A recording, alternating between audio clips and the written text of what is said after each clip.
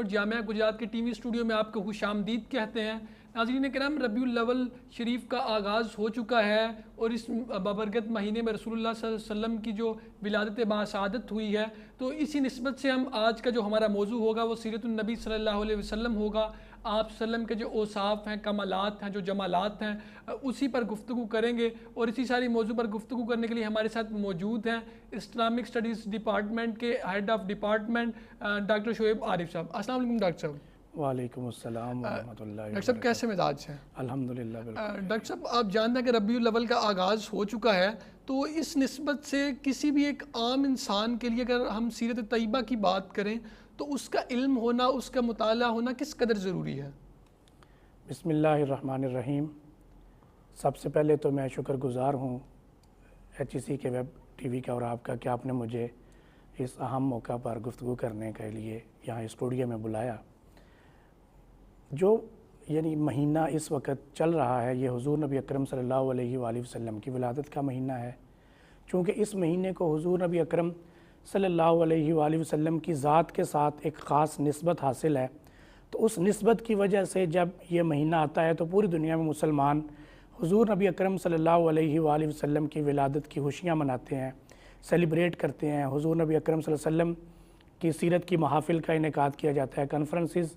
منعقد کی جاتی ہیں۔ تو یہ جو سارے کا سارا ہے، یہ حضور نبی اکرم صلی اللہ علیہ وسلم کی ذات کے ساتھ محبت اور وارفتگی کا ایک اظہار ہے کہ جو خود بہت فطری طور پر انسان کے اندر سے یہ جذبات پیدا ہوتے ہیں کہ اللہ تعالیٰ کی ذات نے اس کی فطرت میں یہ بات رکھی ہے کہ جب اس کو کوئی نعمت ملتی ہے، جب اس کو کوئی انعام ملتا ہے، جب اس پر اللہ تعالیٰ کی کوئی کرم نوازی ہوتی ہے، اللہ کی رحمت اس کی طرف آتی ہے، تو وہ پھر اس کو جب اپنے دامن میں سمیٹتا ہے تو اس کے اندر سے خوشی پھوٹتی ہے۔ تو اسی وجہ سے یہ ایک فطری بات ہے کہ مسلمان حضور نبی اکرم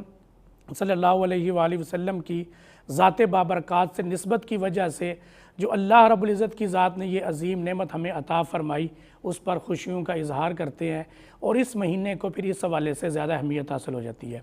وگرنہ حضور نبی اکرم صلی اللہ علیہ وآلہ وسلم کی سیرت تو پورا سال ہمارے لیے ضروری ہے، اسی طرح اس پر عمل کرنا لازمی ہے۔ یہ نہیں ہے کہ صرف میلاد النبی صلی اللہ علیہ وسلم کے مہینے میں ہی سیرت کی بات کی جائے یا اس پر عمل کیا جائے۔ حضور نبی اکرم صلی اللہ علیہ وآلہ وسلم کی سیرت انسان کی پوری زندگی کے لیے ہے، 12 مہینوں کے لیے ہے، 365 دنوں کے لیے ہے، اور دن کے 24 گھنٹوں کے لیے ہے، دن اور رات کے لیے ہے، انسان کے زندگی کے ہر پہلو کے لیے ہے۔ لیکن اس مہینے میں چونکہ ایک الگ سے نسبت حاصل ہے، اس لیے یہ معاملات زیادہ ہائی لائٹ ہوتے ہیں۔ اب آپ نے جو سوال کیا وہ یہ تھا کہ خاص طور پر اس ماہ مبارکہ میں سیرت النبی صلی اللہ علیہ وآلہ وسلم کے مطالعہ کی اہمیت کیا ہے اور اس کا ریلیونس کیا بنتا ہے۔ حضور نبی اکرم صلی اللہ علیہ وآلہ وسلم کی ذات کو اللہ رب العزت نے بھیجا ہی اس دنیا میں اس لیے تھا کہ آپ صلی اللہ علیہ وآلہ وسلم کی ذات بابرکات کو دیکھ کر، آپ کے اسوہ کو دیکھ کر، آپ کی سنت اور سیرت کو دیکھ کر اس پر عمل کیا جائے۔ 1,24,000 انبیاء بھیجنے کا مقصد ہی یہی تھا کہ اللہ رب العزت کی ذات نے جو ہدایت کا نظام جاری فرمایا، ان کی عملی شکل انبیاء کو بنا کر بھیجا، ان تعلیمات کا پیکر انبیاء کو بنا کر بھیجا۔ اور حضور نبی اکرم صلی اللہ علیہ وآلہ وسلم چونکہ سب سے آخر میں تشریف لائے، آپ آخر الزمان نبی ہیں، آپ خاتم النبیین ہیں، اب قیامت تک آنے والے انسانوں کے لیے اور قیامت کے بعد بھی آپ ہی نبی اور رسول ہیں، آپ کی ہی نبوت اور رسالت چلے گی۔ اب چونکہ انسان شعوری طور پر بہت ترقی کی منازل طے کر چکا ہے، انسان نے کہاں سے زندگی کا آغاز کیا اور آج انسان ترقی کی کن منازل پر طے کر کے جس مقام پر کھڑا ہے، تو یہی بنتا تھا کہ حضور نبی اکرم صلی اللہ علیہ وآلہ وسلم اس وقت ہی تشریف لائے جب انسانی شعور اپنے کمال کو پہنچ چکا ہو، جب انسانی ترقی اپنے کمال کو پہنچ چکی ہو، اور پھر اللہ رب العزت کی ذات نے چونکہ اب قیامت تک اور مابعد قیامت یہ سارا دور آپ کی نبوت اور رسالت میں ڈال دی ہے، اس لیے یہ ضروری تھا کہ آپ صلی اللہ علیہ وآلہ وسلم کی سیرت اتنی جامع، اتنی کامل ہوتی کہ انسان ہر دور میں اس سے اپنے لیے رہنمائی لے سکتا۔ تو حضور نبی اکرم صلی اللہ علیہ وآلہ وسلم کی جو سنت اور سیرت ہے، اللہ رب العزت کی ذات نے فرمایا لَقَدْ كَانَ لَكُمْ فِي رَسُولِ اللَّهِ أُسْوَةٌ حَسَنَةٌ، کہ حضور نبی اکرم صلی اللہ علیہ وآلہ وسلم کی جو شخصیت ہے، جو آپ کی سنت ہے، جو آپ کی سیرت ہے، اس کے اندر اللہ رب العزت کی ذات نے تمہارے لیے ایک خوبصورت اور کامل نمونہ رکھ دیا ہے۔ اسی طرح قرآن مجید کی بے شمار آیات کے اندر اللہ رب العزت کی ذات نے جہاں اپنی اطاعت کا حکم دیا، وہیں حضور نبی اکرم صلی اللہ علیہ وآلہ وسلم کی اطاعت کا بھی حکم دیا۔ اور قرآن پاک کا اسلوب یہ ہے کہ اگر ہم قرآن مجید کا مطالعہ کریں تو اللہ رب العزت کی ذات نے تقریباً 40 سے زیادہ ایسی آیات نازل فرمائیں کہ جن کے اندر اطاعت کا حکم دیا۔ اب اطاعت کیا ہے؟ اطاعت اس پیٹرن کی پیروی ہے، اس طریقہ کار کے مطابق چلنا ہے، اس سنت اور سیرت پر چلنا ہے جو حضور نبی اکرم صلی اللہ علیہ وآلہ وسلم نے ہمارے سامنے پیش فرمائی۔ اور قرآن پاک کا اسلوب یہ ہے کہ ان ساری آیات میں اللہ رب العزت کی ذات نے اگر 40 کے قریب آیات نازل فرمائیں تو آدھی آیات ایسی ہیں کہ جن میں اپنی اور اپنے رسول صلی اللہ علیہ وآلہ وسلم کی اطاعت کا اکٹھا حکم دیا، اطیعوا اللہ و اطیعوا الرسول۔ لیکن کمال کی بات یہ ہے سیرت اور سنت مصطفیٰ صلی اللہ علیہ وآلہ وسلم اتنی امپورٹنٹ ہے، اس پر عمل کرنا اتنا ضروری ہے کہ اللہ رب العزت کی ذات نے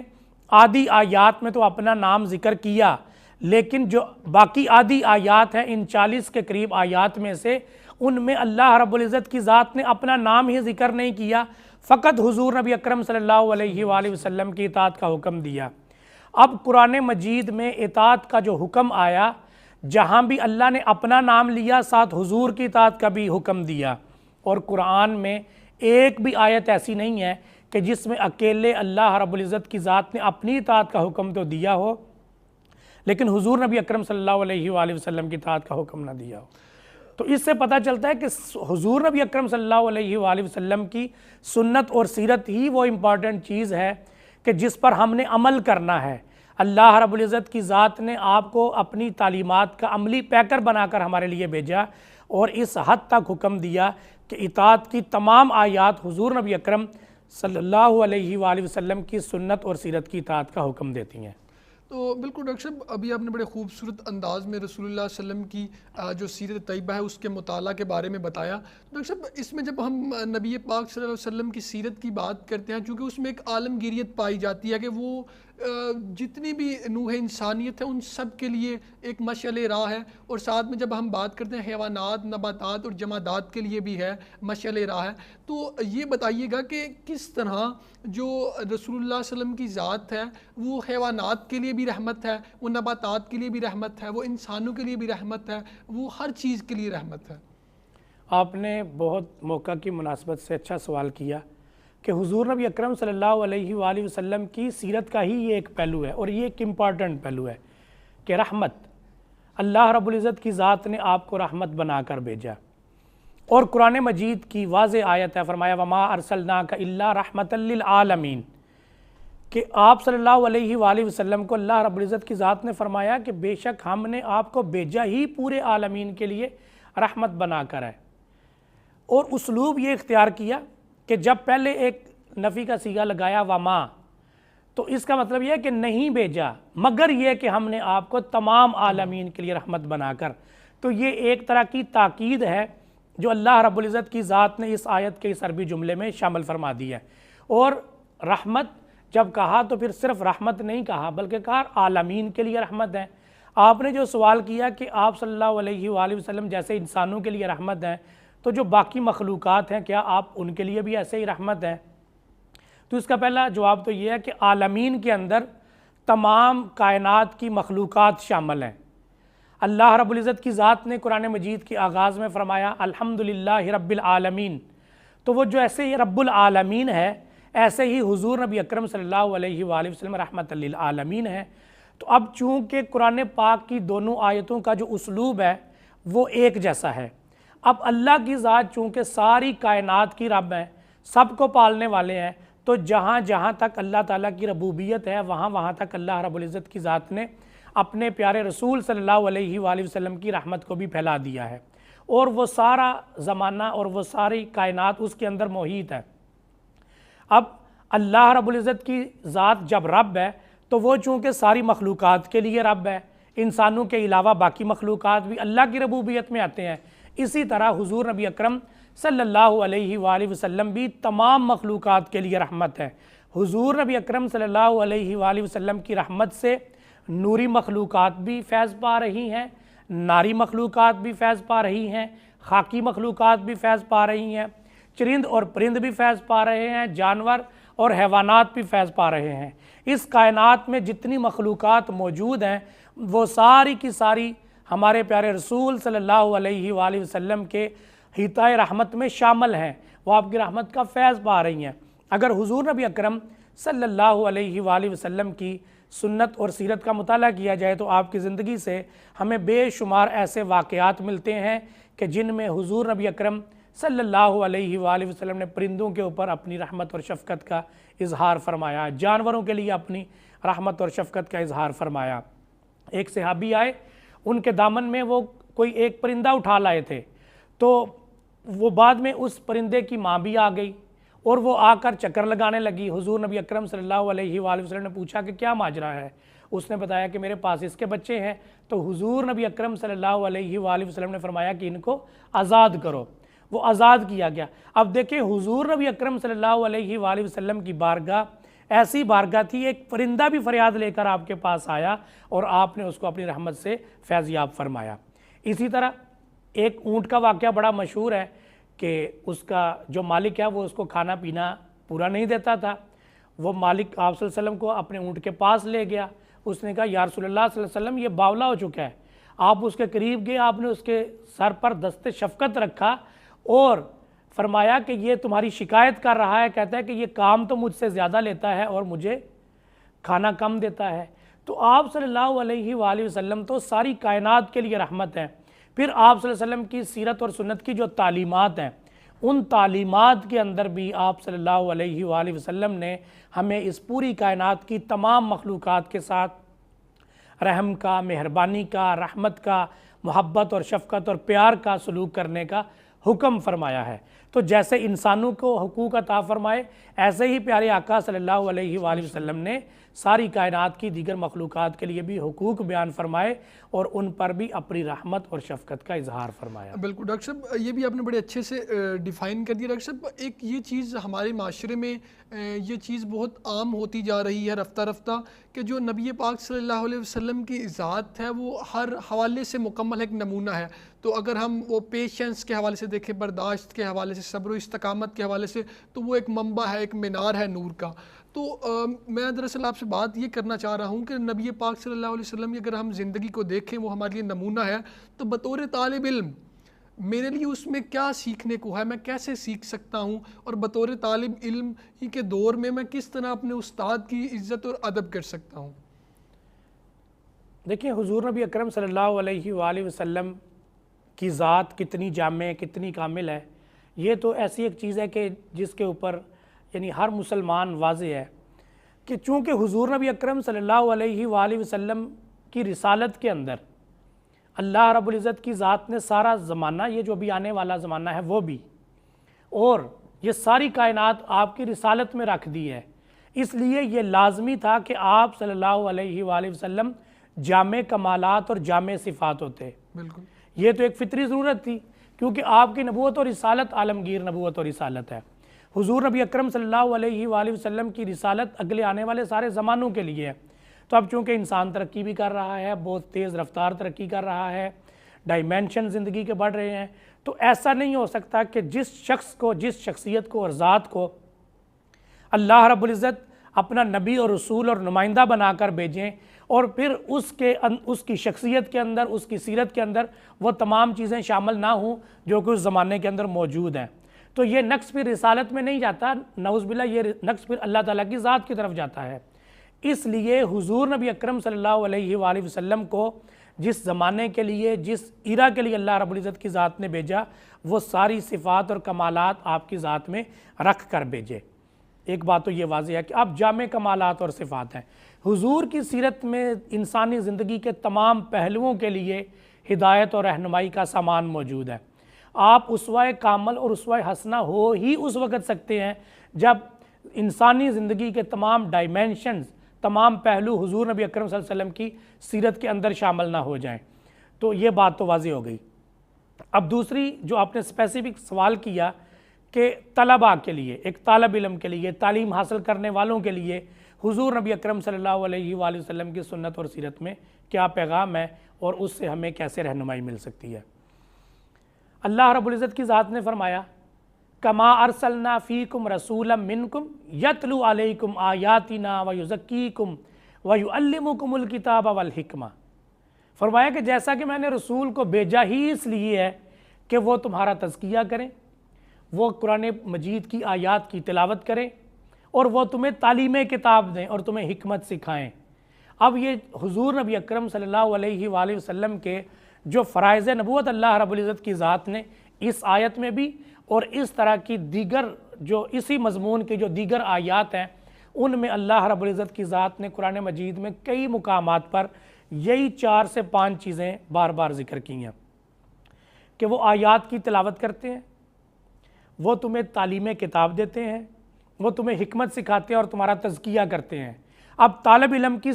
ساری زندگی انہی 4 چیزوں کے اوپر اور انہی 4 ستونوں کے اوپر قائم ہوتی ہے۔ طالب علم کو علم دیا جاتا ہے، وہ تلاوت آیات ہے، اس کو سکھایا جاتا ہے، یہ تعلیم کتاب ہے، اس سیکھنے سکھانے کے عمل کے بعد اس کے اندر جو وزڈم، جو حکمت، جو بصیرت، تدبر اور تفکر پیدا ہوتا ہے وہ اس کا الٹیمیٹ رزلٹ ہے وہ۔ اور چوتھی چیز اس کے نتیجے میں پھر انسان کا جو تزکیہ نفس ہوتا ہے، انسان کا من جو پاک، صاف، اجلا، مزکا اور مصفہ ہوتا ہے، یہی تعلیم کا مقصد ہے، یہی تعلیم کا سارا سفر ہے جو تلاوت آیات سے شروع ہوتا ہے اور تزکیہ پر ختم ہوتا ہے۔ اللہ رب العزت کی ذات نے ان ساری چیزوں کو حضور نبی اکرم صلی اللہ علیہ وآلہ وسلم کے بنیادی جو آپ کے فرائض نبوت ہے ان کے اندر رکھا ہے۔ تو اس لیے حضور نبی اکرم صلی اللہ علیہ وآلہ وسلم کی ذات جو ہے وہ باقی سارے پہلوؤں کے اوپر تو سب کے لیے مشعل راہ ہے ہی، لیکن ایک طالب علم کے لیے، ایک معلم اور استاد کے لیے وہ سب سے بڑھ کر اس لیے بھی مشعل راہ ہیں اور آپ صلی اللہ علیہ وسلم کی ذات پیکر ہدایت اور نمونہ ہدایت ہے کہ آپ صلی اللہ علیہ وآلہ وسلم نے فرمایا اللہ رب العزت کی ذات نے آپ کے بارے میں فرمایا انما بعثت معلما، بے شک ہم نے آپ کو ایک معلم بنا کر بھیجا۔ اور حضور نبی اکرم صلی اللہ علیہ وآلہ وسلم نے فرمایا کہ میں تو آیا ہی تمہاری طرح معلم بن کر ہوں، استاد بن کر آیا ہوں۔ تو اس لیے جو ذات نبوت اور رسالت کی شکل میں آئی ہی ایک استاد بن کر ہو تو وہ کیسے ایک طالب علم کے لیے نمونہ کامل نہیں ہوں گی۔ آپ صلی اللہ علیہ وآلہ وسلم کی ذات ہی اس کائنات کی وہ واحد ذات ہے جو کسی ایک طالب علم کے لیے نمونہ کامل ہو سکتی ہیں اور اسوہ حسنہ ہو سکتی ہیں۔ اگر ایک طالب علم اور ایک معلم فقط حضور نبی اکرم صلی اللہ علیہ وآلہ وسلم کی ذات کو اپنے لیے کامل نمونے کے طور پر اپنا آئیڈیل بنا لے تو اس کو کسی اور کی طرف جانے کی ضرورت بھی نہیں ہے، اس کی ساری علمی اور تعلیمی ضروریات پوری ہوں گی۔ تلاوت آیات جب نبی کی ذات کرتی ہے تو اس کا اثر ہی اپنا ہوتا ہے۔ تعلیم کتاب جب وہ ذات کرتی ہے جس پر وہ کتاب نازل ہو تو پھر اس کا اثر کیسا ہوگا، اور پھر اس نبی کی سیرت اور سنت پر عمل کر کے اس نبی کی تعلیمات کو سیکھ کر جو حکمت اور بصیرت آپ کے اندر پیدا ہوگی وہ کوئی اس کائنات کا مفکر اور استاد پیدا نہیں کر سکتا۔ اور پھر حضور کی سیرت اور سنت پر ایک طالب علم اور ایک معلم عمل کر کے جو اپنے من کا تزکیہ، جو اپنے من کی صفائی، جو اپنے من کو مزکہ اور مصفہ کرنا اس عمل سے گزر سکتا ہے، وہ ایک نبی کی سیرت سے بڑھ کر کسی اور جگہ سے نہیں ہو سکتا۔ ڈاکٹر صاحب، جب ہم اپنی آئلی زندگی دیکھتے ہیں یا جو پھر ہماری روزمرہ کی زندگی ہے، روٹین لائف ہے، اس میں دیکھتے ہیں کہ بہت سارے گھروں میں جھگڑے، نچاکیاں اور یہ معاملات ہوتے ہیں صرف صبر اور استقامت کا مظاہرہ نہ کرنے سے۔ تو جب رسول اللہ صلی اللہ علیہ وسلم کی ذات طیبہ ہم دیکھتے ہیں تو بہت مشکل حالات آئے ہیں اور بہت معاملات ہوئے ہیں۔ تو اگر ہم نبی پاک صلی اللہ علیہ وسلم کی ذات سے یہ سیکھنا چاہیں کہ مشکل سے مشکل حالات ہوں، وہ چاہے شیب ابی طالب کی گھاٹی ہو، تو ان سارے معاملات میں کس طرح صبر و استقامت سے اور برداشت کا مظاہرہ کرنا ہے، بے شک حالات ناسازگار ہوں اور آپ کے مترادف ہوں؟ آپ نے بہت اچھا سوال کیا، اور یہ چونکہ عملی زندگی سے متعلق ہے تو ایک یہ بھی اب ہمارے ہاں ایک پرابلم ہے ہمارے معاشرے کے اندر، اور یہ تقریباً سارے مسلمانوں کے اسلامی معاشرے میں لوگ جہاں جس ملک میں بھی رہ رہے ہیں کہ ہم حضور نبی اکرم صلی اللہ علیہ وآلہ وسلم کی ذات کے ساتھ محبت کا، عقیدت کا اظہار تو کرتے ہیں، لیکن جب عمل کی بات آتی ہے تو حضور نبی اکرم صلی اللہ علیہ وسلم کی سیرت پر اس طرح سے عمل نہیں کیا جاتا جس طرح سے کرنا چاہیے، اور یہ ہمارے سارے بنیادی مسائل اسی وجہ سے ہے۔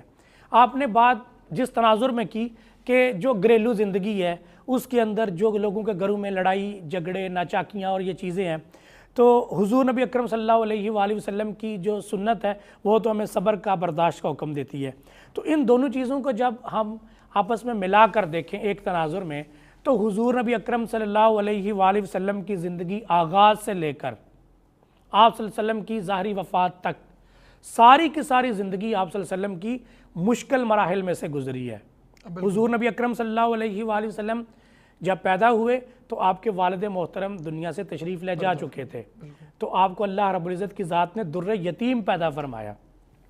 پھر آپ صلی اللہ علیہ وسلم کی عمر مبارک ابھی اتنی نہیں تھی، ابھی آپ بچے تھے، تو 6 سال کی عمر میں حضور نبی اکرم صلی اللہ علیہ وآلہ وسلم کی والدہ مطہرہ بھی تشریف لے جا چکی تھی۔ پھر 8 سال کی عمر ہوئی تو حضور نبی اکرم صلی اللہ علیہ وآلہ وسلم کے دادا حضرت عبد المطلب بھی دنیا سے تشریف لے جا چکے تھے، اور پھر حضور نبی اکرم صلی اللہ علیہ وآلہ وسلم کی پرورش محسن رسالت حضرت جناب ابو طالب آپ نے فرمائی، اور پھر جتنے سال حضور نبی اکرم صلی اللہ علیہ وآلہ وسلم تقریباً لگ بھگ یہ 50 سال سے زیادہ کا عرصہ بنتا ہے، آپ صلی اللہ علیہ وآلہ وسلم نے ان کے گھر میں گزارا، اور ان کے گھر میں بھی اس طرح کی مالی آسودگی نہیں تھی، تو آپ صلی اللہ علیہ وسلم نے وہ بھی مشکل حالات میں گزارا کیا۔ بچپن سے لے کر جوانی سے لے کر آپ صلی اللہ علیہ وسلم نے اپنی پوری زندگی میں جو جو مشکلات اور مصائب دیکھے، اگر انسانی زندگی کا مطالعہ کیا جائے تو کسی ایک انسان کی زندگی میں اتنی مشکلات، اتنے مصائب اور جو مشکل حالات اور چیزیں ہیں وہ ہمیں نظر نہیں آتی۔ یہ کیوں تھا؟ اللہ رب العزت کی ذات نے آپ کو رحمت للعالمین بنا کر بھیجا، وَمَا أَرْسَلْنَاكَ إِلَّا كَافَةً لِلنَّاسِ، تمام انسانوں کے لیے نبی اور رسول بنا کر بھیجا، تو پھر آپ کو اتنی مشکلات میں کیوں ڈالا؟ بالکل وہ اس لیے کہ آپ صلی اللہ علیہ وآلہ وسلم کی سنت اور سیرت سے آگے آنے والی تمام انسانی نسلوں نے ہدایت اور رہنمائی پانی تھی۔ تو ایک پہلو یہ ہے، ایک اس کا روحانی پہلو بھی ہے، اور ایک اس کا پہلو یہ ہے کہ آپ صلی اللہ علیہ وآلہ وسلم کی سنت اور سیرت سے آنے والے انسانوں نے ہدایت پانی تھی۔ اب انسان کبھی بھی اپنی زندگی میں کامیابی حاصل نہیں کر سکتا جب تک اس کے اندر صبر اور برداشت نہ ہو۔ وَتَوَاصَوْا بِالْحَقِّ وَتَوَاصَوْا بِالصَّبْرِ، اللہ رب العزت کی ذات نے فرمایا کہ اس زمانے میں جینے کے لیے حق اور صبر کے ساتھ آپ اس سے مدد لے کر چلیں گے تو زندگی کامیاب ہوگی۔ تو صبر انسان کی زندگی کا مددگار ہے، برداشت انسان کو بڑا بناتی ہے۔ تو حضور نبی اکرم صلی اللہ علیہ وآلہ وسلم نے اپنی گھریلو اور عائلی زندگی میں ہمیں یہی سکھایا کہ صبر اور برداشت سے کام لیا جائے۔ جہاں آپ ایک فیملی کے اندر رہ رہے ہیں تو اس گھر کا ماحول اس وقت ہی سازگار رہ سکتا ہے جب سارے ایک دوسرے کے حقوق و فرائض کا خیال رکھیں، اپنے فرائض ادا کریں، دوسروں کے حقوق پورا کریں، محبت کے ساتھ، شفقت کے ساتھ، پیار کے ساتھ ایک گھر کے اندر رہیں، اور جس کی جو ذمہ داری ہے وہ ذمہ داری کو نبھائے۔ اب حضور اگر آپ نے عائلی زندگی کے لیے الگ سے سوال کرنا ہے تو پھر میں بات کو یہیں ختم کرتا ہوں، وگرنہ میں اسی میں اس کو شامل کر لیتا ہوں۔ یہ الگ سے وہ اسے سوال کو ایڈ کر لیتے ہیں۔ جی ٹھیک ہے، بات کریں۔ تو ڈاکٹر صاحب اس میں جو ابھی آپ عائلی زندگی کے حوالے سے بات کرتے، جب ہم میاں بیوی کا جو رشتہ ہے بڑا خوبصورت رشتہ ہے، اور کہا جاتا ہے کہ اللہ تعالیٰ کے نزدیک اس کی بڑی قدر ہے اور بڑی قیمت ہے، تو جب ایک میاں بیوی کے درمیان لڑائی ہو جاتی ہے، کوئی بھی غلط فہمی ہو جاتی ہے، تو جب رسول اللہ صلی اللہ علیہ وسلم کی زندگی کو ہم دیکھتے ہیں کہ آپ ہماری جو ان کی ازواج مطہرات تھیں، ہماری مائیں ہیں، ان کو وہ کس طرح ڈیل کرتے تھے، اور اس کے ساتھ ساتھ جب ایک واقعہ مشہور ہے کہ جب حضرت فاطمہ الزہرا سلام اللہ علیہ اور حضرت علی کے درمیان کوئی انبن ہو جاتی ہے تو آپ کس طرح خوبصورت طریقے سے ان کا راضی نامہ کراتے ہیں۔ تو اگر اس طرح غلط فہمیاں ہو جائیں تو کس طرح اسے بہتر طریقے سے ٹھیک کیا جا سکتا ہے آپ کے نمونہ کے مطابق؟ یہ بھی ایک بہت اہم سوال ہے، اور عائلی زندگی کے حوالے سے حضور نبی اکرم صلی اللہ علیہ وآلہ وسلم کس طرح ہمارے لیے آئیڈیل ہے۔ دیکھیں، حضور نبی اکرم صلی اللہ علیہ وآلہ وسلم کی جو عائلی زندگی ہے وہ بڑی جامع ہے۔ آج تو ہمارے معاشرے میں عموماً یہ کوئی شخص ایک شادی کرتا ہے، کسی کی 2 زیادہ سے زیادہ ہوتی ہیں، تو 1 یا 2 بیویاں ہوتی ہیں گھر میں، تو ان کے ساتھ وہ گزارا کرتے ہیں۔ حضور نبی اکرم صلی اللہ علیہ وآلہ وسلم نے اپنی زندگی مبارک میں بعض روایات کے مطابق 11 نکاح فرمائے۔ تو 11 ازواج مطہرات حضور نبی اکرم صلی اللہ علیہ وآلہ وسلم کی زندگی میں آئیں۔ 25 سال کی عمر میں آپ صلی اللہ علیہ وسلم نے پہلی شادی فرمائی، اور پھر حضرت حدیجہ الزہرا رضی اللہ تعالی عنہ آپ کی وفات تک آپ نے دوسری شادی نہیں فرمائی۔ تو اتنے سال آپ نے ان کے ساتھ گزارے، اور پھر ان کے بعد جو حضور نبی اکرم صلی اللہ علیہ وآلہ وسلم کی زندگی کے باقی 12 یا 13 سال بنتے ہیں، یا شاید اس سے بھی کم ہوں گے، تو ان میں حضور نبی اکرم صلی اللہ علیہ وآلہ وسلم نے 10 شادیاں فرمائیں، 10 نکاح فرمائے۔ اب مدینہ المنورہ کے اندر حضور نبی اکرم صلی اللہ علیہ وآلہ وسلم کی وہ جو ازواج مطہرات ہیں، وہ بعض اوقات ایک سے زیادہ وہ الگ الگ اپنے اپنے حجروں میں رہتی تھیں۔ اب حضور نبی اکرم صلی اللہ علیہ وآلہ وسلم نے جس کمال کے ساتھ، جس حسن اور خوبصورتی کے ساتھ اس اپنی آئلی زندگی میں وہ توازن قائم فرمایا، اتنے کثیر الازواج ہونے کے باوجود ان کے درمیان آپ صلی اللہ علیہ وآلہ وسلم نے مساوات قائم رکھی، انصاف قائم رکھا، عدل کے ساتھ ان کے ساتھ سلوک کیا، یہ بھی ایک اپنی مثال آپ ہے۔ اور حضور نبی اکرم صلی اللہ علیہ وآلہ وسلم کا رویہ اپنی ازواج مطہرات کے ساتھ ہمیشہ سے بڑا ہی مشفقانہ، بڑا ہی ہمدردانہ، محبت بھرا اور پیار کے ساتھ بھرپور ہوتا تھا۔ حضور نبی اکرم صلی اللہ علیہ وآلہ وسلم کی زندگی کا کوئی ایک واقعہ بھی ہمیں سیرت کی کسی کتاب میں نہیں ملتا کہ آپ صلی اللہ علیہ وآلہ وسلم نے کبھی اپنے گھر کے اندر اپنی ازواج مطہرات کے ساتھ کبھی کوئی سختی کی ہو،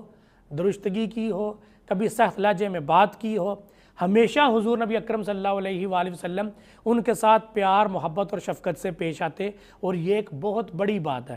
کہ کثیر الازواج ہونے کے باوجود، اور پھر حضور نبی اکرم صلی اللہ علیہ وآلہ وسلم کی اتنی زیادہ ذمہ داریاں تھیں۔ مدینہ المنورہ کے ان 9.5 سے 10 سالوں کے اندر کتنے غزوات پیش آئے، کتنی مہمات پر آپ کو جانا پڑا، کتنے اسفار آپ کو کرنے پڑے، اور پھر اس کے بعد امت کی ذمہ داری پوری کی پوری، اسلام کی تبلیغ کی ذمہ داری، مشکل حالات، اس کے باوجود حضور نبی اکرم صلی اللہ علیہ وآلہ وسلم نے مدینہ المنورہ کے اندر وہ جو 10 ازواج مطہرات تھیں، ان کے درمیان جس خوبصورتی کے ساتھ اپنی زندگی گزاری اور نمونہ پیش کیا، یہ بھی انسانی تاریخ میں اپنی مثال آپ ہے۔ تو اس کا کرکس یہی ہے کہ آپ صلی اللہ علیہ وآلہ وسلم ان کے ساتھ محبت اور شفقت سے پیش آتے۔ مثال کے طور پر ایک دفعہ ایک آدمی آیا، اس نے کہا یا رسول اللہ صلی اللہ علیہ وآلہ وسلم، میں آپ کی دعوت کرنا چاہتا ہوں۔ حضرت عائشہ صدیقہ بھی قریب ہی تھیں، تو آپ نے ان کی طرف اشارہ کر کے کہا عائشہ، تو اس نے کہا لا۔ مطلب اس کا یہ تھا کہ صرف آپ کی دعوت کرنا چاہتا ہوں۔ آپ نے پھر کہا، جب اس نے کہا لا، تو پھر آپ نے بھی آگے سے کہا لا، کہ اگر عائشہ نہیں تو پھر میں بھی نہیں۔ اس نے دوسری بار ایسا ہی عمل دہرایا، پھر تیسری بار، تو پھر جب اس نے کہا کہ ٹھیک ہے حضرت عائشہ بھی آپ کے ساتھ اس دعوت میں آئیں گی، تو پھر حضور نبی اکرم صلی اللہ علیہ وآلہ وسلم نے اس کی دعوت کو قبول فرمایا۔ اب اس کے اندر دیکھیں تعلق کی نوعیت۔ آپ ایک دعوت پر تشریف لے جا رہے ہیں، آپ کو کہیں سے ایک دعوت آئی، آپ نے اپنی زوجہ مطہرہ کو اپنے ساتھ لے جانا پسند فرمایا، اور یہ ہمارے لیے سنت قائم فرمائی کہ جب کبھی کوئی ایسا موقع ہو تو ہمیں اپنے گھر میں جو ہماری بیویاں ہیں ان کو نظر انداز نہیں کرنا چاہیے۔ اس سے ان کے اندر محبت اور شفقت بڑھتی ہے، وہ اپنے خامند کی محبت اور شفقت کی طلبگار ہوتی ہیں۔ تو آپ صلی اللہ علیہ وسلم نے اپنے رویے سے، اپنی سنت سے، اپنے طریقے سے یہ ہمارے لیے ایک مشعل راہ کے طور پر یہ ایک عمل سکھایا۔ دوسرا، آپ صلی اللہ علیہ وسلم کی یعنی حضرت عائشہ صدیقہ کے بارے میں یہ ایک واقعہ ہے کہ آپ صلی اللہ علیہ وآلہ وسلم نے ایک موقع پر ان کے ساتھ دوڑ لگائی، کہاں آئے مقابلہ کرتے ہیں۔ ایک دفعہ لگائی تو وہ ابھی یعنی ان کا وزن کم تھا، عمر کم تھی، تو وہ آگے نکل گئیں۔ تھوڑے عرصے کے بعد پھر حضور نبی اکرم صلی اللہ علیہ وسلم نے جب ایسا ہی عمل دہرایا تو آپ صلی اللہ علیہ وسلم آگے تشریف لے گئے۔ تو یعنی یہ ایک آپ صلی اللہ علیہ وسلم نے اپنے عمل سے ہمیں ایک طریقہ سکھایا کہ اپنی بیوی کے ساتھ کس طرح سے پیش آنا ہے۔ اور یہ جو نام نہاد قسم کی کچھ ہرڈلز اور دیواریں ہم نے تعلقات کے درمیان قائم کی ہوتی ہیں، اور جو ہے نا وہ نام نہاد قسم کی چیزیں کہ جس سے ایک جھجک اور ایک پردہ اور ایک دوری سی رہتی ہے، نبی اکرم صلی اللہ علیہ وسلم نے ان کو گرا کر فرمایا کہ یہ رشتہ اتنا خوبصورت ہے، یہ تعلق اتنا خوبصورت ہے، اس کے اندر تعلق میں قربت اتنی ہے، اس کے اندر اللہ رب العزت کی ذات نے محبت اور شفقت کا پہلو اتنا رکھا ہے کہ یہ جو بیویاں ہیں یہ تمہاری محبت اور شفقت کی طلبگار ہیں۔ تو آپ صلی اللہ علیہ وسلم نے عملی طور پر یہ کام کر کے دکھایا۔ اور جو دوسری بات کہ ان کے درمیان جو آپ نے اعتدال اور توازن قائم کیا، یہ بھی اپنی مثال آپ ہے۔ اچھا ڈاکٹر صاحب، یہ آپ نے بڑے تفصیلی انداز میں گفتگو کی کہ آپ نے کس طرح ازواج متاخرات میں عدل و انصاف کو قائم کیا اور باقی سارے معاملات دیکھے۔ ڈاکٹر صاحب، بعض اوقات یہ جیسے بھی ہمیں آپ کی سیرت کا مطالعہ کیا، آپ نے بتایا، تو کچھ لوگوں کا یہ کہنا ہوتا ہے کہ وہ کہتے ہیں کہ جب چونکہ یہ وہ آپ ایک نبی تھے، آپ ایک رسول تھے، آپ کو ایک رول ماڈل بنا کے بھیجا گیا، تو جو آپ کام کرتے ہیں ہم اس پہ ہم عمل نہیں کر سکتے، چونکہ وہ آپ نبی تھے اور ایک رسول تھے، یہ ایک جواز پیش کیا جاتا ہے۔ تو اس کے بارے میں آپ ہماری اصلاح فرمائیں کہ یہ اس کو ہم کیسے بہتر کر سکتے ہیں کہ ہم اپنی زندگی کو اس رنگ میں ڈال لیں۔ جہاں تک تو آپ کا پہلا جملہ اس کا تعلق ہے، آپ جامع کمال اور صفات ہے، آپ جیسا عرفہ والا کوئی بھی نہیں ہے اس کائنات میں۔ آپ صلی اللہ علیہ وآلہ وسلم کی شان اتنی بلند ہے، وَرَفَعْنَا لَكَ ذِكْرَكَ کی شان آپ کے پاس، لیکن اللہ رب العزت کی ذات نے آپ کو انسان بنا کر دنیا میں بھیجا، بالکل انسان بنا کر بھیجا، اور وہ انسان کی شکل میں اپنا نبی اور رسول بھیجنے کا مقصد ہی یہ تھا کہ چونکہ آپ کو انسانوں کی ہدایت اور رہنمائی کے لیے بھیجنا تھا، انسانوں کے لیے اپنا اسوہ حسنہ اور اسوہ کامل بنا کر بھیجنا تھا، تو اس لیے آپ کو انسان بنا کر بھیجا،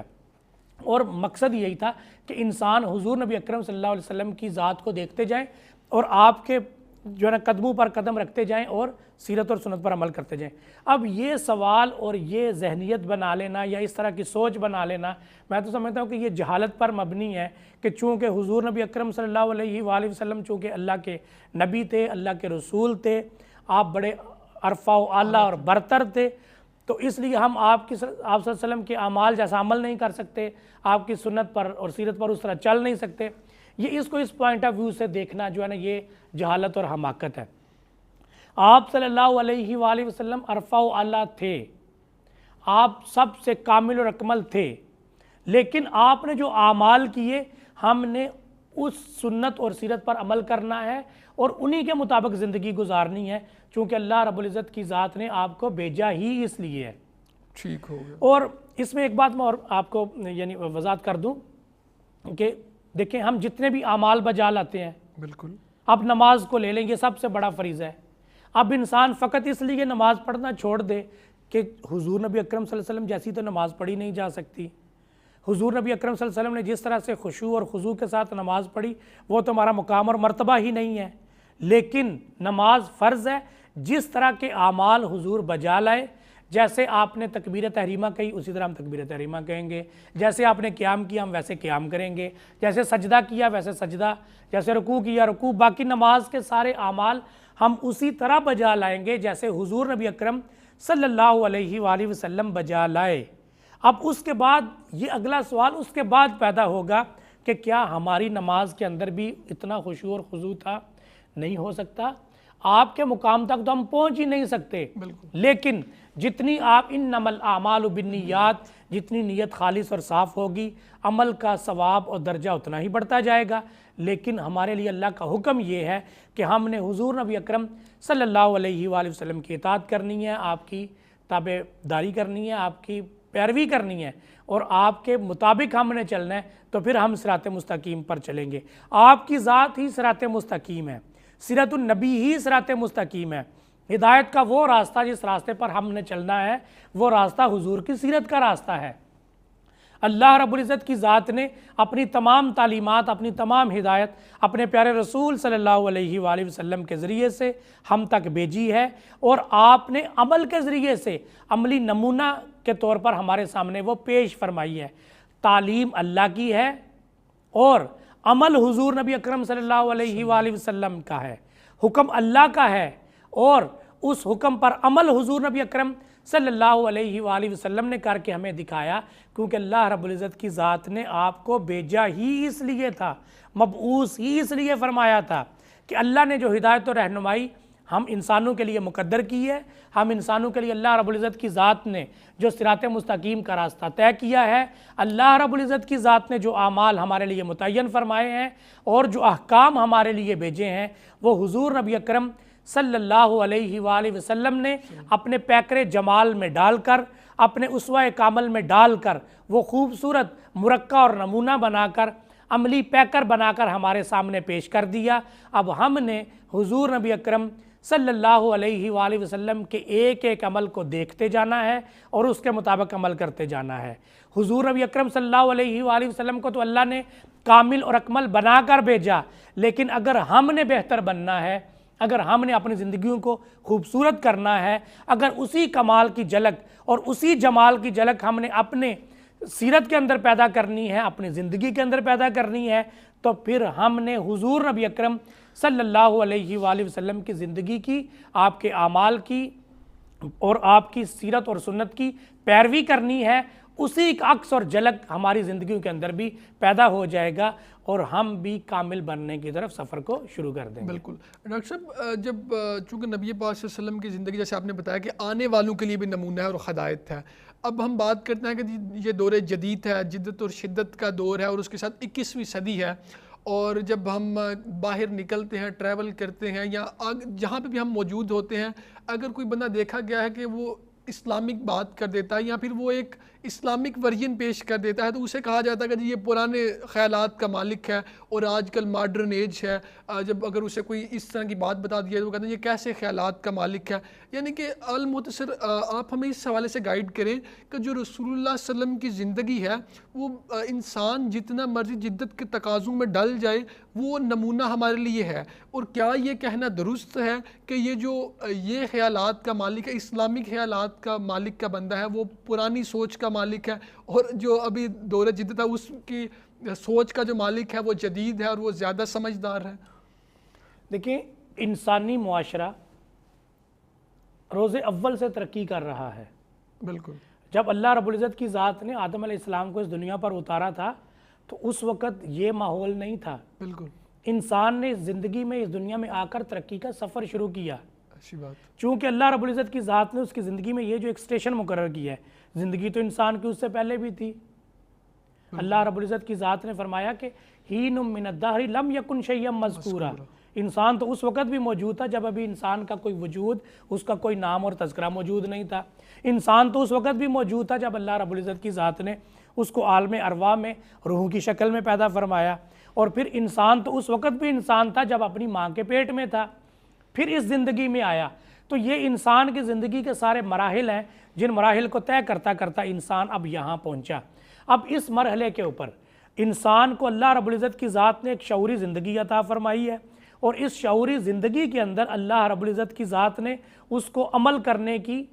کام کرنے کی طاقت اور قوت عطا فرمائی ہے، اس کو ایک ول پاور عطا فرمائی ہے، اس کو ایک شعور عطا فرمایا ہے، اور پھر فرمایا تمہارے لیے میں نے ان آسمانوں اور زمین کی چیزوں کو مسخر کر دیا ہے۔ تو یہ ساری کی ساری تسخیر کائنات ہے، یہ انسان کے لیے کر کے اللہ رب العزت کی ذات نے سازگار ماحول پیدا کر کے انسان کو عقل و شعور عطا کر دیا۔ اب اپنے عقل و شعور سے انسان علم کے ذریعے سے، سائنس کے ذریعے سے، ٹیکنالوجی کے ذریعے سے، جدید ٹولز کے ذریعے سے انسان ترقی کرتا جا رہا ہے۔ اور حامد بھائی، یہ بات آپ یعنی بڑی سمجھنے والی ہے کہ انسان کا ہر دور ہی اس کے لیے جدید دور ہوتا ہے۔ اب جس دور میں میں اور آپ بیٹھے ہیں یہ جدید دور ہے، اب یہی کہہ رہے ہیں کہ یہ جدید دور ہے، لیکن ہم سے پہلے جو 50 سال پہلے کا انسان تھا وہ جس دور میں موجود تھا اس کے لیے وہ جدید دور تھا۔ ٹھیک ہے، یہ خوبصورت بات۔ آنے والا دور تو بھی آئے گا نا، بالکل۔ تو یہ دور تو بھی گزر رہا ہے، تو اس دور کے اندر جدت یہی ہے کہ ہم جس دور میں رہ رہے ہیں وہ جدید دور ہے، کیونکہ انسان جتنی ترقی کر چکا ہے پیچھے، ہم اس ترقی کو انجوائے کر رہے ہیں، ہم اس کو انٹرٹین کر رہے ہیں۔ وہ جو ترقی ہے وہ ہمیں انسانوں کو سہولت مہیا کر رہی ہے۔ اب ہر دور جدید دور ہے۔ حضور نبی اکرم صلی اللہ علیہ وآلہ وسلم جس دور میں تشریف لائے وہ پچھلی انسانی زندگی سے ایک جدید ترین دور تھا۔ آپ نے اس دور میں اس وقت کے مطابق اپنے اسوہ حسنہ کو پیش فرمایا۔ اب چونکہ اللہ رب العزت کی ذات نے آپ کو قیامت تک کے لیے نبی اور رسول بنا کر بھیجا ہے،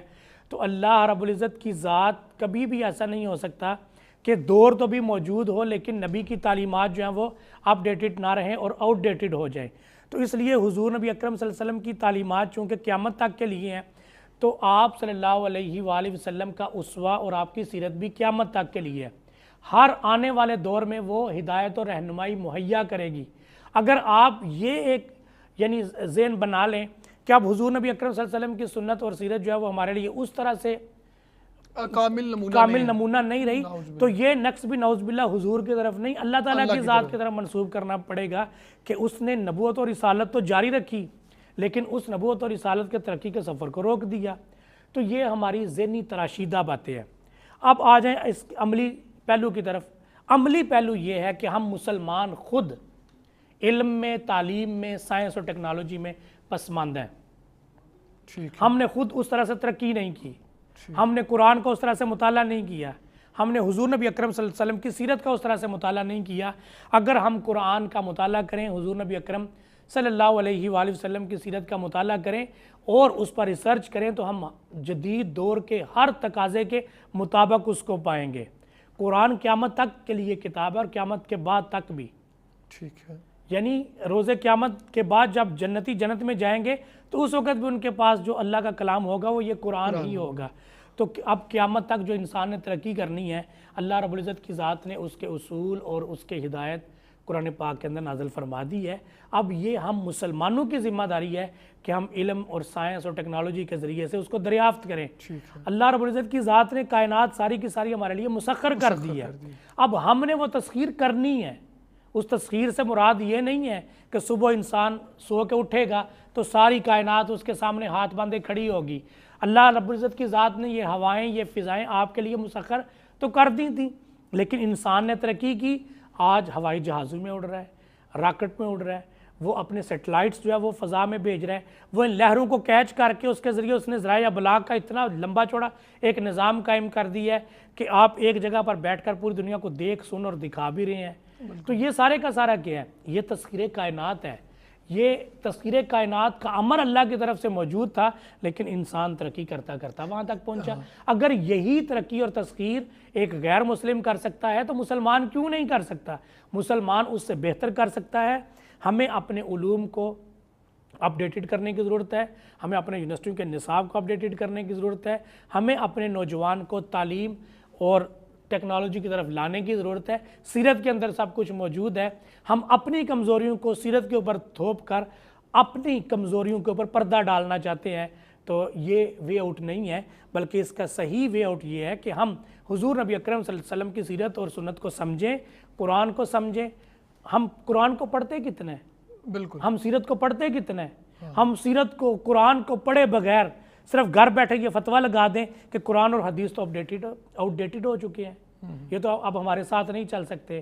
بھئی اللہ کے بندو، قرآن اور سنت کو پڑھو، اس کی تعلیمات پر ریسرچ کرو، پھر اگر وہ تمہاری کامل رہنمائی نہ کریں تو پھر تمہیں اعتراض کا حق ہے۔ ڈاکٹر صاحب، یہ جو میں سوال آپ سے کرنے جا رہا ہوں کہ یہ جو فرقہ واریت اور انتشار کے حوالے سے ہے کہ اللہ تعالیٰ نے اپنے نبی آخر الزماں حضرت محمد مصطفیٰ صلی اللہ علیہ وسلم کو مابعوث فرمایا اور کہا کہ قیامت تک آنے یہ ایک رول ماڈل ہے، نمونہ ہے، ان کی نبوت ہے۔ اچھا، اب مسئلہ یہ یہاں پہ پیش آتا ہے کہ ہر بندہ اسے اپنے طریقے سے انٹرپریٹ کرتا ہے اور کہتا ہے جی نبی ہمارے ہیں، نبی ہمارے ہیں، نبی، یعنی کہ میری بات سمجھنے کی کوشش کریں، انتشار اور فرقہ واریت کی طرف سے یہ ایک نبی ہیں اور جو سب کے ہیں اور رحمت للعالمین بھی ہیں اور کل العالمین کے نبی ہیں،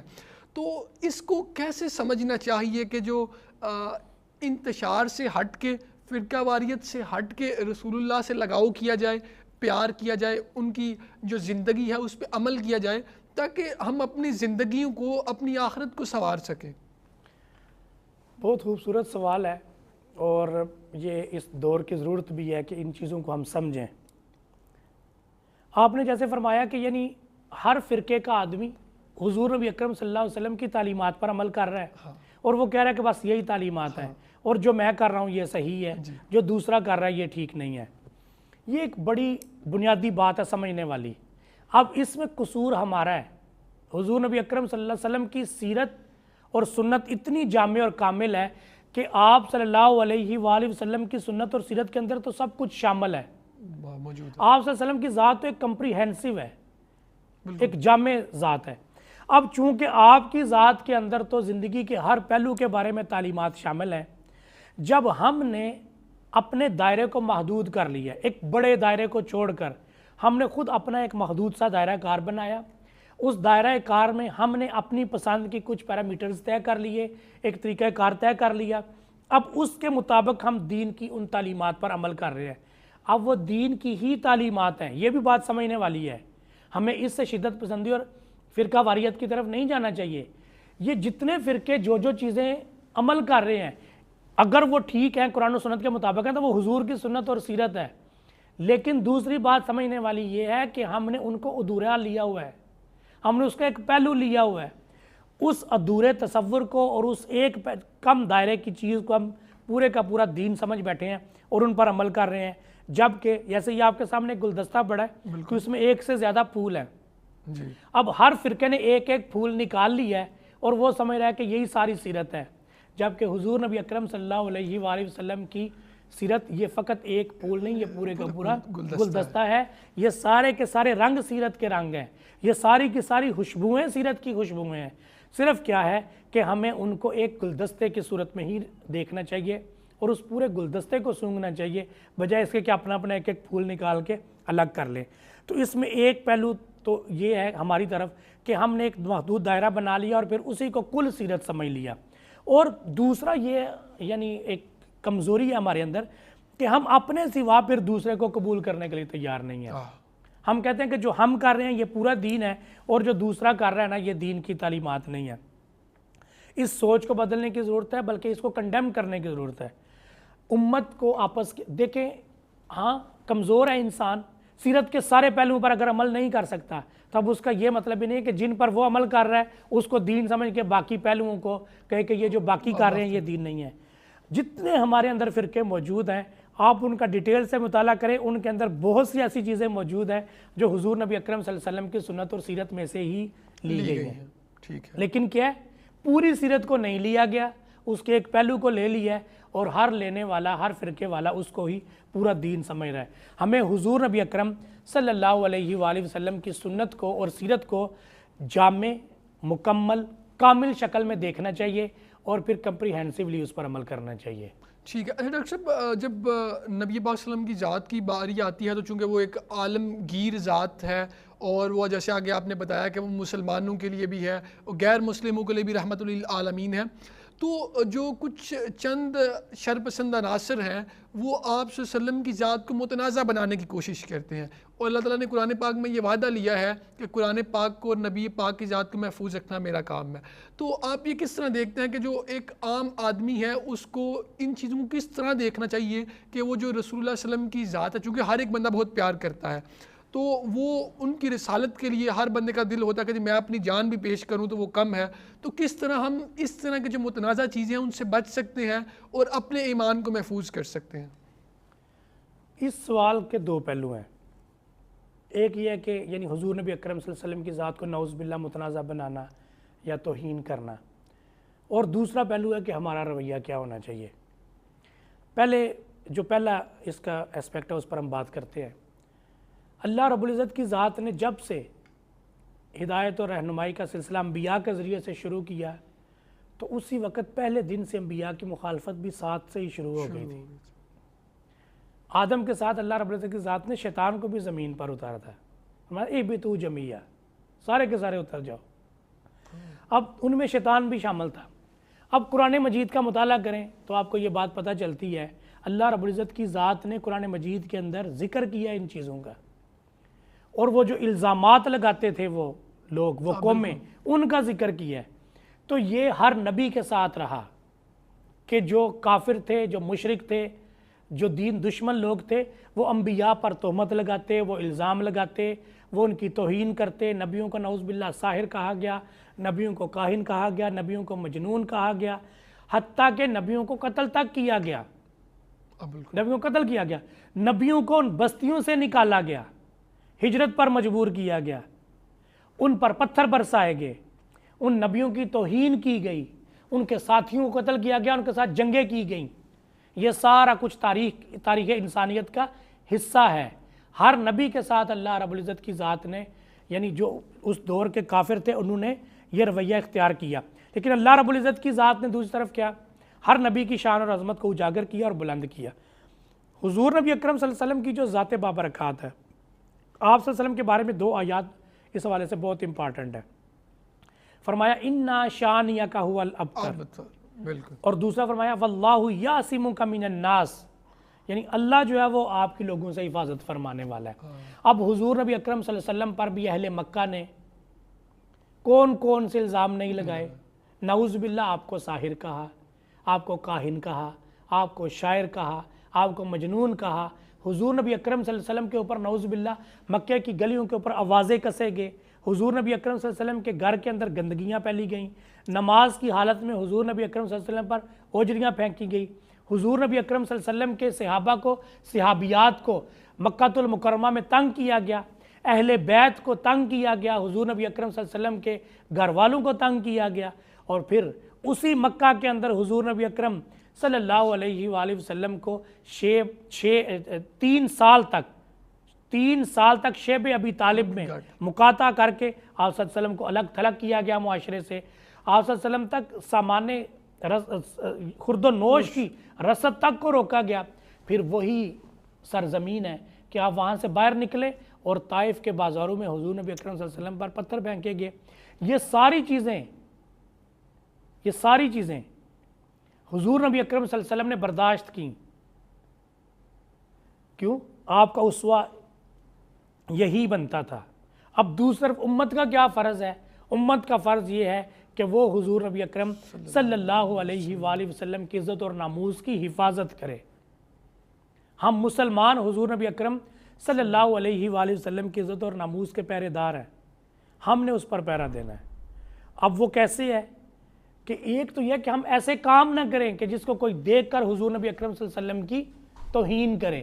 ہم ایسی حضور نبی اکرم صلی اللہ علیہ وسلم کی صحیح تعلیمات کو بھی ایسے انداز میں لوگوں کے سامنے پیش نہ کریں کہ جس سے لوگ نقص کا کوئی پہلو نکالیں۔ صرف یہ نہیں ہوتا کہ یعنی جو آپ صلی اللہ علیہ وسلم کے دشمن ہیں وہ توہین کر رہے ہیں، بعض اوقات ایسا بھی ہوتا ہے کہ ہم دوسروں کو توہین کا موقع مہیا کر رہے ہوتے ہیں۔ تو حضور نبی اکرم صلی اللہ علیہ وسلم کی جو عزت اور ناموس ہے وہ سب سے بڑھ کر ہے، اگر وہ نہیں ہے تو ایمان نہیں ہے، ایمان کی حفاظت اسی کے ساتھ ہے۔ ہم حضور نبی اکرم صلی اللہ علیہ وسلم کی عزت اور ناموس کو محفوظ کریں، اور ہمارے اندر مسلمانوں کے اندر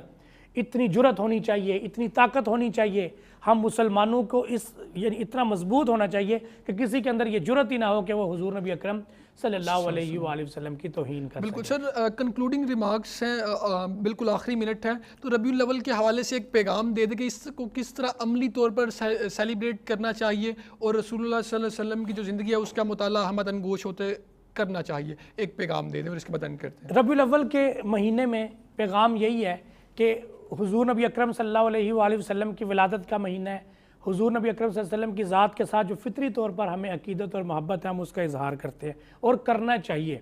جب ہم اپنی زندگی کے ہر پہلو میں جب ہمیں کوئی خوشی ملتی ہے، جب ہمیں کوئی فرحت ملتی ہے، جب ہمیں کوئی انعام اور اکرام ملتا ہے، جب ہمیں کوئی عہدہ اور مرتبہ ملتا ہے، تو جیسے ہم اس وقت فطری طور پر خود سے اپنے آپ سے خوشی کا اظہار کرتے ہیں، ہم کسی سے پوچھنے نہیں جاتے کہ کیا اس موقع پر خوشی کرنا جائز ہے یا نہیں۔ گھر میں بیٹے کی پیدائش ہو، ہم خود خوشی مناتے ہیں، گھروں میں مٹھائیاں بانٹتے ہیں، عقیقہ کرتے ہیں، حضور کی سنت ہے، وہ بھی خوشی منانے کا ایک اظہار ہے، ایک طریقہ ہے، اور بیٹے کی شادی ہو اس کے اوپر ہم اتنا خوشی کا اظہار کرتے ہیں، اور پھر ہم اس خوشی کا اظہار اس طرح سے کرتے ہیں کہ لوگوں کو پتہ چلے۔ بالکل، بارات لے کر جاتے ہیں، لوگوں کو ولیمے پر بلاتے ہیں، جاب اچھی مل جائے ہم خوش ہوتے ہیں، خوشی کا اظہار کرتے ہیں، ہمیں کوئی مال و متاع مل جائے ہم خوش ہوتے ہیں، خوشی کا اظہار کرتے ہیں۔ تو حضور نبی اکرم صلی اللہ علیہ وسلم کی ذات اللہ کی طرف سے رحمت ہے، اللہ کی نعمت ہے، اللہ کا فضل عظیم ہے۔ بالکل، قل بفضل اللہ وبرحمتہ فبذلک فلیفرحوا هو خیر مما یجمعون۔ ہمیں خوشی ملی، اللہ نے کہا اب اس پر خوشی کا اظہار کرو، جو جمع کرتے ہو اس سے زیادہ بہتر ہے، مطلب یہ کہ خرچ کرو، خوشی کا اظہار کرو۔ ہمیں ہر پہلو کو اس انداز سے نہیں دیکھنا چاہیے، حلال حرام، بھئی حلال حرام بہت اوپر کے درجے ہیں چیزوں کے۔ یہ حضور نبی اکرم صلی اللہ علیہ وسلم کی جو خوشی ہے، میلاد کی خوشی منانا، حضور کی ولادت باسعادت کی خوشی منانا، اس کا اظہار کرنا، اس کو آپ ایک ثقافت کے طور پر دیکھیں، ایک کلچر کے طور پر دیکھیں۔ یہ آپ کی زندگی کے وہ پہلو ہیں جو آپ کی زندگی میں، جو آپ کہہ لیں کہ آپ کی زندگی کے مبادیات نہیں ہیں اس طرح سے کہ آپ کہہ لیں کہ یہ فرض ہے، یہ واجب ہے، یہ لازمی ہے، یہ لابدی ہے، نہیں، لیکن کتنی ایسی چیزیں جو آپ اپنی زندگی میں مستحب کے طور پر، بہتر کے طور پر، خیر کے طور پر کرتے ہیں. اور پھر ایک پہلو عملی یہ ہے، نفسیاتی اس کا پہلو یہ ہے، اس کا امپیکٹ یہ ہوگا کہ جب آپ حضور نبی اکرم صلی اللہ علیہ وآلہ وسلم کی ولادت باسعادت کی خوشی منائیں گے. اب انسان خوشی کا اظہار چاہتا ہے، تو انسان کے جذبات کو روکے نا، اس کو اچھے طریقے سے خوشی کا اظہار کرنے دیں. اس سے آپ کی زندگی کے اندر محبت پیدا ہوتی ہے، مودت پیدا ہوتی ہے، نرمی پیدا ہوتی ہے، رفق پیدا ہوتا ہے. آپ کی طبیعتوں کے اندر ایک طرح کا گداز پیدا ہوتا ہے ان چیزوں کے کرنے سے. اور اگر آپ ہر چیز میں ہر چیز کو سخت لہجے سے، سختی سے، اس طرح سے کریں گے تو آپ کے لہجے میں سختی پیدا ہوگی. تو میلاد النبی بھی ان چیزوں میں سے ایک چیز ہے کہ اگر اس کو ہم سیلیبریٹ کریں تو اس سے خیر کے پہلو جو ہیں وہ زیادہ ہے، اور اس سے انسانی زندگی کے اوپر نفسیاتی جو اثر ہوگا وہ یہ ہے کہ معاشرے کے اندر محبت، مودت، عقیدت، پیار یہ بڑھے گا. Thank you so much sir, doctor صاحب فار جوائننگ اس. ناظرین، بہت ہی ڈیٹیل طریقے سے گفتگو کی گئی نبی پاک صلی اللہ علیہ وسلم کے جو کمالات ہیں، جمالات ہیں، آپ کی جو آئلی زندگی ہے، کس طرح آپ کی زندگی کو فالو کرتے ہوئے ہم انتشار سے، فرقہ واریت سے بچ سکتے ہیں اور اپنی زندگی کو اور اپنی آخرت کو سنوار سکتے ہیں. میں بہت مشکور ہوں ڈاکٹر شعیب عارف صاحب کا، جنہوں نے بڑے خوبصورت انداز میں رسول اللہ صلی اللہ علیہ وسلم کی سیرت پر گفتگو کی. ناظرین، اسی کے ساتھ اپنے میزبان کو اجازت دیجیے. اللہ نگہبان.